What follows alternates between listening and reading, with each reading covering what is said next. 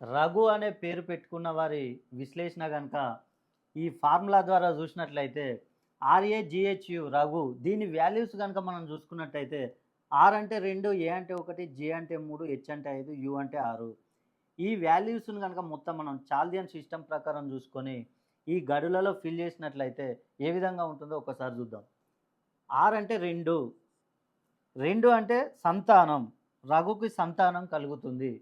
ఏ అంటే 1, 1 అంటే వివాహం, రఘుకు వివాహం జరుగుతుంది. జి అంటే 3, రిలేషన్‌షిప్, వీరు అందరితో రిలేషన్‌షిప్‌లో బాగా మెయింటైన్ చేస్తూ ఉంటారు. హెచ్ అంటే 5, సొంత గృహం కట్టుకునే అవకాశం రఘుకి చాలా ఎక్కువగా ఉంది. యు అంటే 6, చదువు విషయంలో రఘుకు అనేక అవకాశాలు వచ్చే, ఎక్కువ చదివినా కూడా ఉద్యోగాలు వచ్చే అవకాశాలున్నాయి. ఒకవేళ ఉద్యోగంలో ఉన్నా కూడా ప్రమోషన్‌లు వస్తాయి. మీరు ఇక్కడ ఫిల్ అయినవి గనుక చూసుకుంటే, ఫిల్ కానివి చూస్తే ఏ విధంగా ఉంటుంది? 4, రుణ బాధలు, రఘుకి రుణ బాధలు ఎక్కువగా ఉండే అవకాశం ఉంది.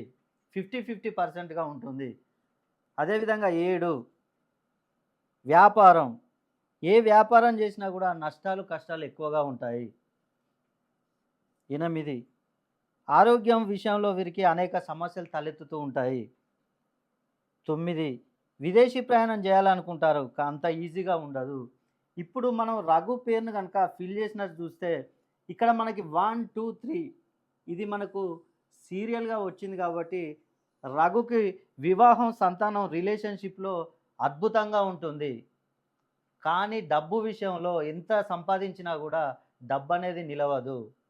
కాబట్టి మీరు గనక రఘు అని పేరు పెట్టుకొని మీకు గనక ఈ సమస్యలు ఉన్నట్లయితే ఒక్కసారి మీ డేట్ ఆఫ్ బర్త్ నాకు పంపించండి.